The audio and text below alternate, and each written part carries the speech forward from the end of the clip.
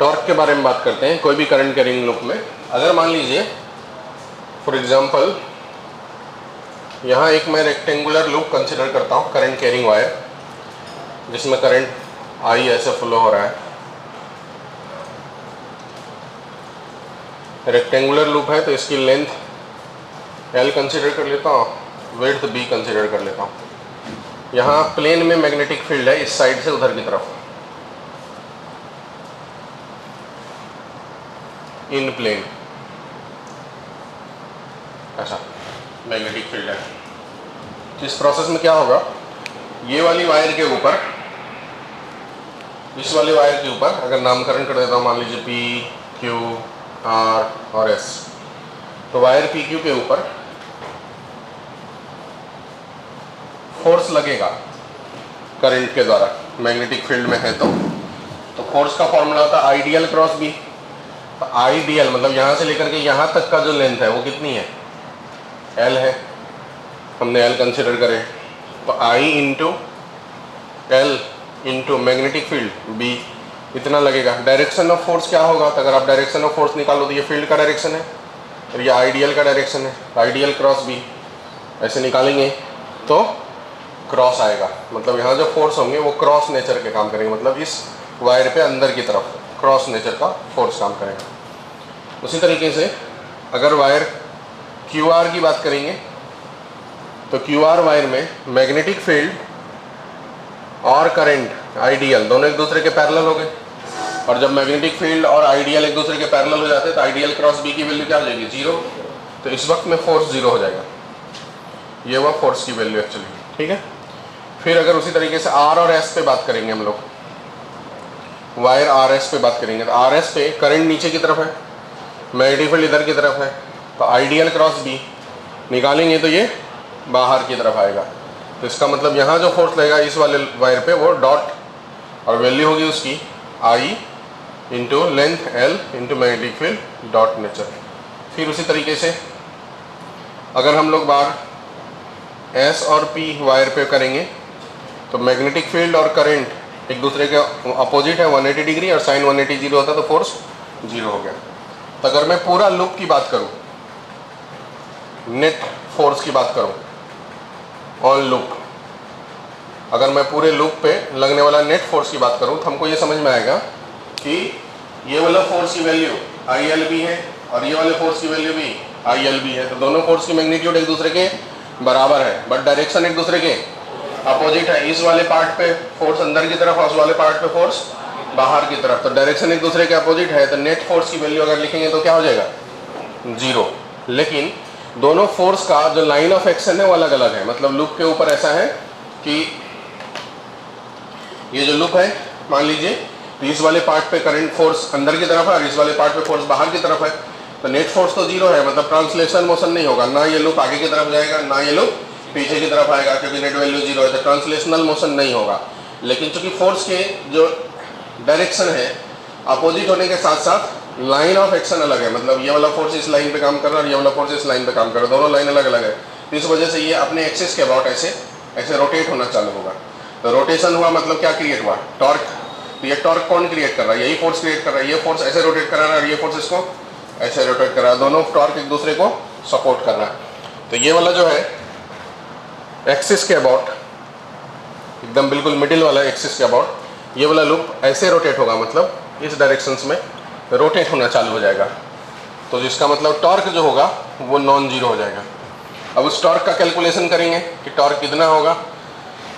तो टॉर्क का डायरेक्शन यहाँ फोर्स है, एक्सिस से कितना दूर है तो b/2, तो जो टॉर्क होता है वो r इंटू एफ, तो डिस्टेंस हो गया b/2 और फोर्स हो गई I into L into B, ये एक टॉर्क हुआ। फिर दूसरा वाला फोर्स की वजह से टॉर्क, तो ये वाला फोर्स का भी फॉर्मूला वही है और ये भी डिस्टेंस कितना है b का आधा, तो b/2 into I into L into B. तो कुल मिलाकर के अगर देखेंगे तो दोनों सेम है और दोनों की वैल्यू सेम है, दोनों को ऐड कर देंगे तो जो टोटल टॉर्क आ गया उसका फॉर्मूला आ गया I L small b into capital B। यहाँ लेंथ इंटू विड्थ एरिया हो जाएगा, तो जो टॉर्क है उसे लिख देंगे हम लोग torque equal to current into area into magnetic field. अब सभी को पता है कि टॉर्क जो है वो वेक्टर क्वांटिटी है, वो भी एक्सियल वेक्टर है जिसका डायरेक्शन एक्सिस की तरफ हो, एक्सियल वेक्टर है।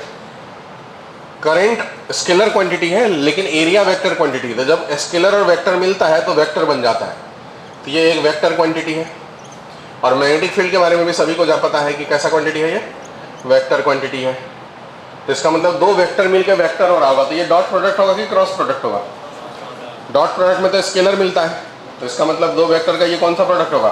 Cross product. मतलब वेक्टर फॉर्म में हम लिख सकते हैं torque equal to current into area cross magnetic field. ये हुआ इसका वेक्टर फॉर्म, जिसमें करंट इंटू एरिया को कहा जाता है मैग्नेटिक मोमेंट। मतलब जैसे कि डाइपोल मोमेंट था, इलेक्ट्रिक डाइपोल मोमेंट, वैसे ही है मैग्नेटिक डाइपोल मोमेंट है।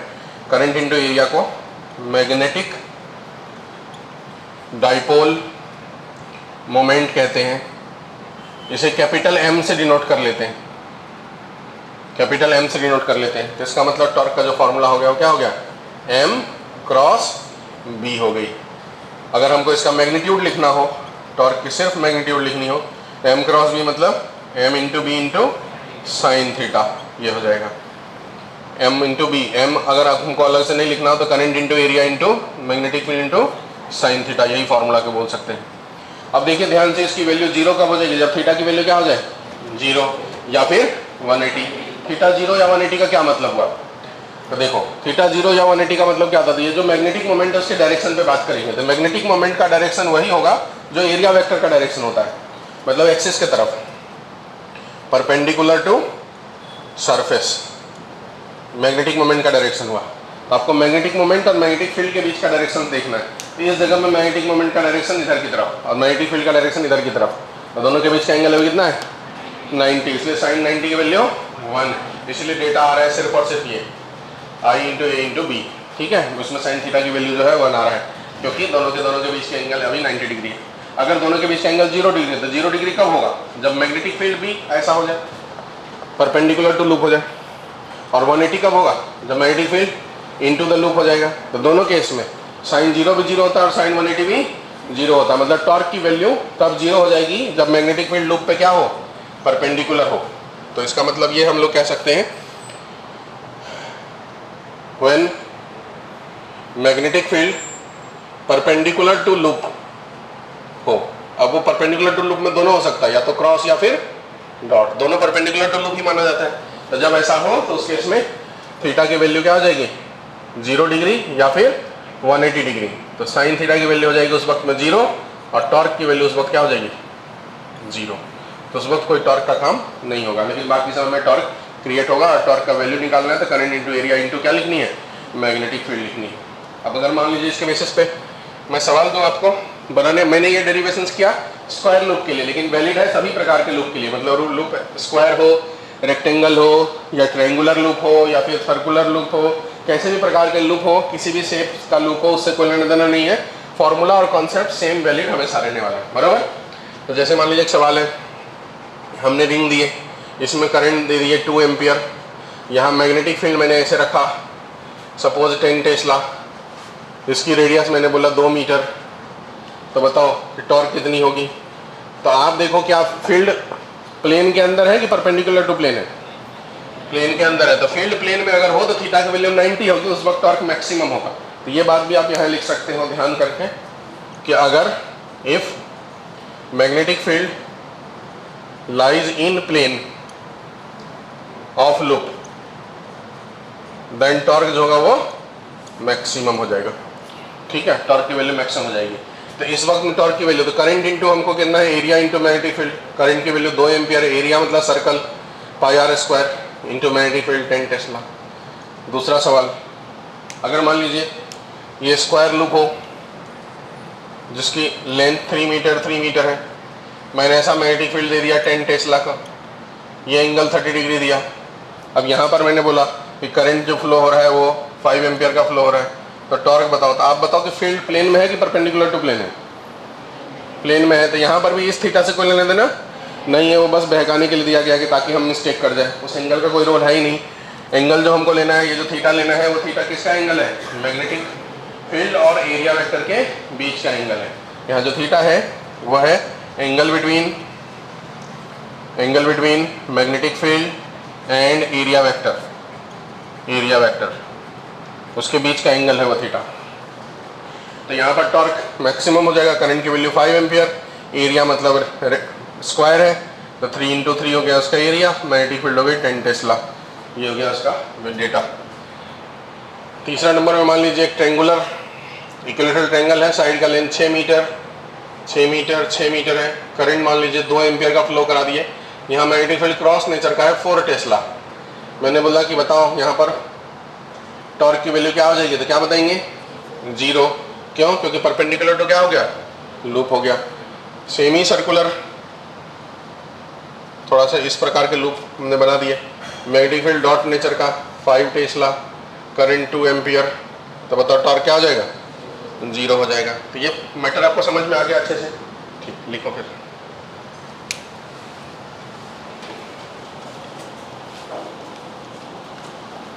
करंट कैरिंग लूप एक मैग्नेटिक डाइपोल की तरह बिहेव करता है, इसका मतलब यही समझ में आया। अगर करंट उसमें फ्लो हो रहा हो, ऐसा का मतलब एंटी क्लॉकवाइज की क्लॉकवाइज, 10th क्लास में पढ़े होंगे आप सब। एंटी क्लॉकवाइज अगर करंट फ्लो हो रहा हो तो यहाँ जो मैग्नेटिक फील्ड होती है अंदर में, उसके द्वारा जो प्रोड्यूस होती है वो डॉट नेचर का होता है। इसका मतलब ये नॉर्थ पोल की तरह बिहेव करता है, और इसके पीछे जो होगा वो साउथ पोल होगा। और अगर करंट क्लॉकवाइज फ्लो हो रहा हो तो ये साउथ पोल की तरह बिहेव करता है, यहाँ जो मैग्नेटिक फील्ड जनरेट होती है वो क्रॉस नेचर की होती है। तो ये बात भी आप लिख डालेंगे कि any current carrying loop irrespective of their shape, any current carrying loop irrespective of their shape behaves as magnetic dipole. Any current carrying loop irrespective of their shape behaves as magnetic dipole. दोनों diagram बना देंगे। Anti clockwise का मतलब north, और उसके पीछे वाले part में होगा साउथ, और क्लॉकवाइज का मतलब साउथ, पीछे वाले पार्ट में होगा नॉर्थ।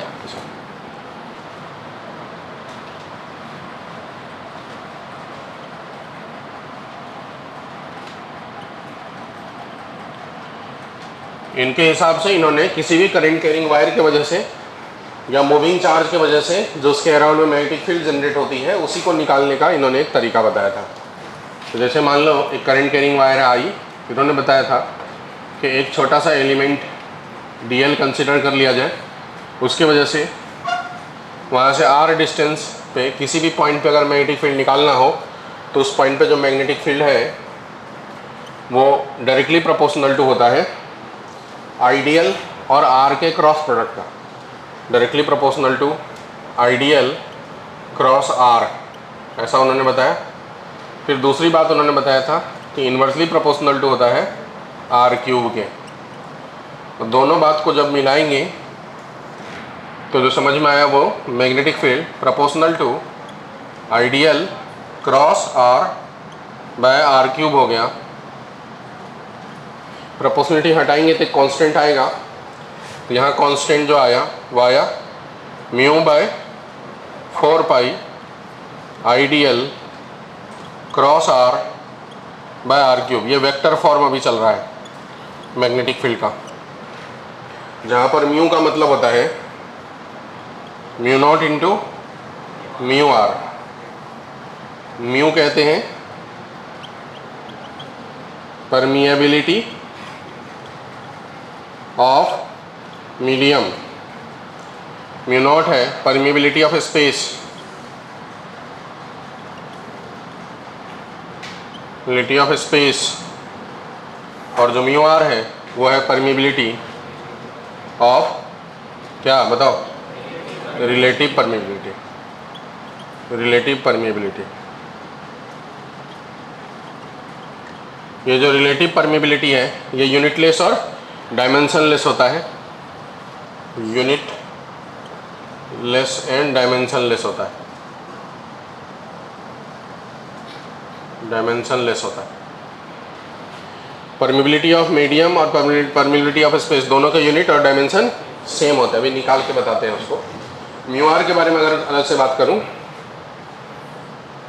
तो जो म्यू आर है उसका फॉर्मूला होता है 1 प्लस सस्केप्टिबिलिटी, इसे कहते हैं मैग्नेटिक सस्केप्टिबिलिटी। मैग्नेटिक सस्केप्टिबिलिटी जो कि मीडियम के उस पर डिपेंड करता है कि डायमैग्नेटिक है या पैरामैग्नेटिक है या फेरोमैग्नेटिक है। डायमैग्नेटिक के लिए नेगेटिव होता है, पैरामैग्नेटिक के लिए पॉजिटिव और स्मॉल होता है, और फेरोमैग्नेटिक के लिए पॉजिटिव और लार्ज होता है। आगे चल करके हम लोग पढ़ेंगे। अगर हम लोग ये म्यू आर की बात करें तो इस स्पेस में जाएंगे तो उसके जगह रिलेटिव परमिबिलिटी की जगह पे डेटा आ जाएगा 1। तो फॉर स्पेस म्यू आर के जगह पे, फॉर स्पेस म्यू आर के जगह पे हम लोग 1 ले लेते हैं, और अगर 1 ले लेंगे तो म्यू की जगह फिर म्यू नॉट लेना पड़ेगा। उस जगह में mu equal to mu naught लेना पड़ेगा, और म्यू नॉट की वैल्यू होती है 4 पाई इंटू 10⁻⁻⁷ ऐसा डेटा होता है। तो कुल मिलाकर के मैग्नेटिक फील्ड का जो फॉर्मूला हमारे पास आ गया वेक्टर फॉर्म में, वो आ गया स्पेस के लिए। अब फॉर स्पेस चल रहा हूँ मैं, mu naught by 4 pi ideal cross R by R cube. इसी को हम ऐसे भी लिख सकते हैं, mu naught by 4 pi ideal cross R by R square into R. और ये वाले को ध्यान से देखेंगे तो वेक्टर बाय उसकी मैग्नीट्यूड हो गया। वेक्टर बाय मैग्नीट्यूड मतलब यूनिट वेक्टर। तो इसका जो दूसरा फॉर्म हो गया वो हो गया mu naught by 4 pi ideal cross R का unit vector by R square. ये भी वेक्टर फॉर्म ही है मैग्नेटिक फील्ड का। अब अगर मैग्नीट्यूड में जाएंगे तो ideal cross R into sine theta हो जाएगा। मैग्नीट्यूड की बात करेंगे तो mu naught by 4 pi ideal into R, unit vector की मैग्नीट्यूड 1 हो जाती है, तो 1 into sine theta by R square. ये फार्मूला की हेल्प से हम लोग जो है वो मैग्नेटिक फील्ड की वैल्यू निकालने का प्रयास करेंगे। मैग्नेटिक फील्ड का यूनिट वगैरह भी इंपॉर्टेंट है। अगर हम इसके यूनिट्स की बात करूँगा तो ऐसा यूनिट जो होगी वो हो जाती है टेस्ला, जिसे हम टी से डिनोट करते हैं, और सीजीएस यूनिट हो जाती है गॉस।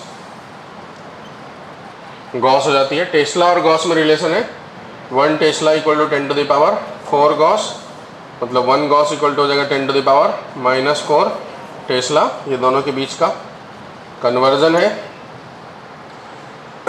इसी को टेस्ला को हम लोग एक और चीज़ लिख सकते हैं वेबर, बताओ, पर मीटर स्क्वायर, बराबर। और गॉस को भी लिख सकते हैं मैक्सवेल पर सेंटीमीटर का स्क्वायर, ऐसा भी लिखा जा सकता है।